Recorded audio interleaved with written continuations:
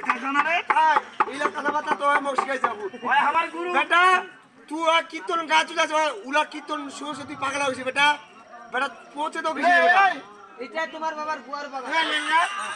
আচ্ছা এমা রাজা ছড়া গাদা ছড়া দাদা ছড় আমাদের এই গাদা ছোট নাকি গেটা দেখেছি আমার কথা কথা তবে মই একটা জিনিস চিন্তা করছো গুন্ডা আচ্ছা ওই যে বলা তোমার মুখখানে দি মধু দেনি ভগবানটা ওই দেবারো তুমি দেখি পারবে না মোর মা মোর মুখা মধু দিশা নি দে ওই দেবারো খুব বড় বড় বলছি রে এই আম তোরনের নাতি কিরে বেটা পুষা উঠছো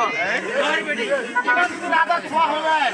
আমার মুখের ভাববাটা ঠিক থাকিলে শুনো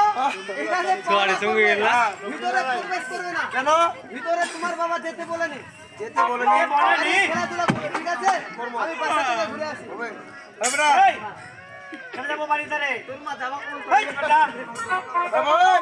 শোন ওই হাজার হলো মুই বড় বুঝাবাসি অবশ্যই মুই বড় হ্যাঁ। মোর একটু বেশি সাহস তোর কম সাহস তুই তাহলে পিছনে থাকো তুই তাহলে মুই মুই সম্মান হ্যাঁ হ্যাঁ ঠিক শোন আছে হ্যাঁ ওই যে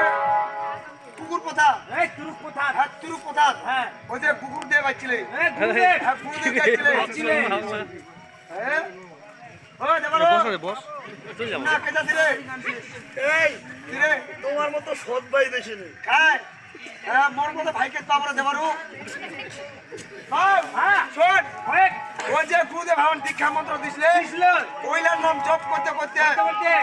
চল যাবো একদম ঠিক আছে চল যাবো আরে আমার তো সবার চপ অবশ্যই। বারো